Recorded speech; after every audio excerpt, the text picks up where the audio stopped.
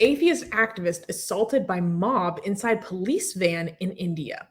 On February 27th, an atheist activist and chief of the Atheist Society of India for the state of Telangana named Bari Naresh was brutally attacked inside a police van by a mob of people in India's southern state of Telangana.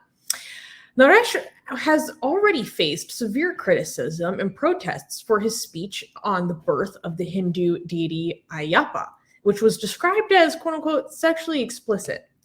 Despite being out on bail for this offense, Naresh was informed of plans by Hindu nationalists to assault him while attending an event. The shocking incident was captured on video and shared widely on Twitter, revealing a group of assailants attempting to harm Naresh even while in police custody. While some of the attackers were dragged away by police officers, one managed to repeatedly strike Naresh. All men involved in the attack have been arrested and put in prison. So I wanted to talk about this because this is actually an update. We talked about Mr. Naresh when he was first arrested. So back a few months ago, I think it was at the very end of last year, he was arrested because he was giving a speech. I believe it was at either his atheist organization or an atheist themed event or something kind of rationalism related. I could be wrong on the theme of the event. But when he was at this event, he was giving some talk and he started to talk about the Hindu deity Ayyappa and just kind of like making fun of the myth about how this deity was born, right? And apparently this is a deity that is worshipped locally or has some local importance that's particularly significant because people took it very seriously. There were a lot of threats against him, and he was arrested. He was arrested for his alleged blasphemous comments, and he was arrested under the areas of the penal code in India where you are arrested for, causing enmity between groups, their blasphemy law. And so he had already been arrested for that, and he was out on bail for that offense when he was informed that he was going to be assaulted. And then when he was in police custody, they still managed to assault him anyways. People have been really coming after him in his local state. Yeah, Katie is confirming that Ayyappa is an important deity in the region. So we have a video of the incident, apparently. Is that playable? Is that something that is TOS friendly for YouTube? I mean, it is him getting assaulted. So then no then. Yes, let me know. Okay, so guys, there's a link in the description to this article, and you can go watch the video, but it's on Twitter, and YouTube is more sensitive about assaults than Twitter is, so that's why maybe we could put it on Twitter, but we can't put it on Twitter. So I'm not going to play that. But how can you describe what happened? I mean, it's not great. Yeah, Katie's saying no, don't play it. It's horrifying. Yeah, so he's just, I mean, the police are trying to keep as many of the men away from him as possible, but then when they're trying to detain some of them, one of them gets through and gets inside the police vehicle and starts just beating the crap out of him. Mm-hmm. Yeah. And the reason why Asian American is bringing up a good point that I haven't mentioned, the reason why the birth of Ayyappa is kind of funny is because Ayyappa is the son of Shiva and Vishnu. And Shiva and Vishnu are obviously both male deities, right? So I believe it was Vishnu who became a woman and seduced Shiva. There's a reason why. There's a story behind why he did it. But he tricked him on purpose, and then he got pregnant and then had a son. That's so trans-friendly. It's very, yes. It's very trans-friendly religion. Why is that? Why are they embarrassed by it? Well, I don't know what he said, right? Because that's not reported on accurately or translated accurately in English. But they're describing it as sexually explicit. Now, I mean, the whole process sounds sexually explicit. I mean, yeah, right. Are they going to attack their own religion next? Maybe they're going to beat up Vishnu. I also question how sexually explicit it was, right? Because based on the way that people have characterized like our Hindu blasphemy, which in ways which I think is completely ridiculous. I don't trust a lot of the ways that other people's blasphemy, quote unquote, is characterized.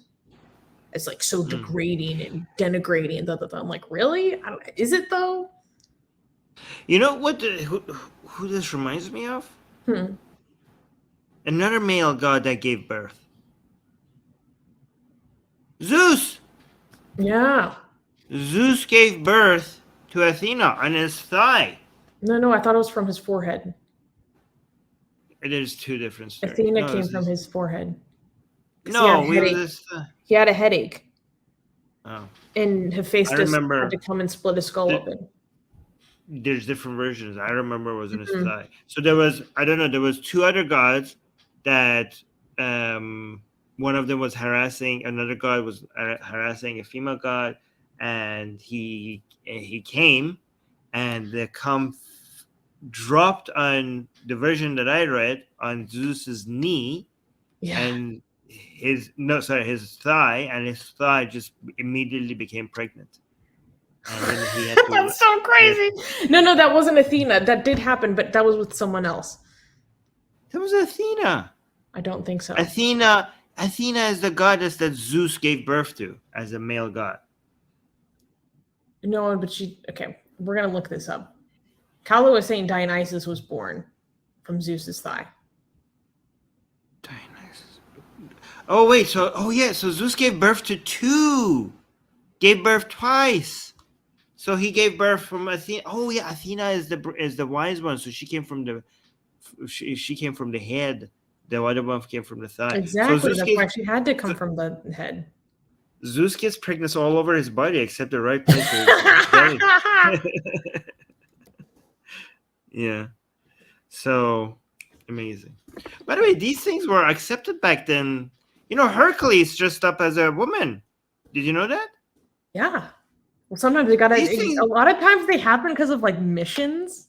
They're like, I need to go on a quest, and I got to be a woman for this quest. Ooh, and now I have to have a female makeover. Like it's very. Zeus dressed up as a woman to trick his dad, you know, and Hercules dressed up as a woman. Hercules dressed up as a woman only to please a princess who liked him like that. It wasn't even for sneaking in somewhere. It was just like, I like you as a girl, and that's so kinky. And think about this, like we're talking about Hercules and Zeus, like the masculine, like gods of, like, you know, these are role model, you know, I don't know, the sky father, symbols of manhood, right? So it seems like people didn't have a problem with these at all, and so when people think, oh, the whole world is going degenerate, men are acting like women are acting like men, like it seems like we were doing all this all the time. So much so that it made it into our legends and myths. So yeah, it's not a new thing. Yeah, Loki is the weirdest one. Okay, Loki. Okay, this. You know, I don't want to be a far right person that calls things degeneracy, but Loki, that's, you know, Loki becoming a female horse and giving birth. Like, what did he do? No, he gave. I can't remember how, but he gave birth to an 8-legged horse. So not only did he give birth to a horse, he gave birth to a mutant horse.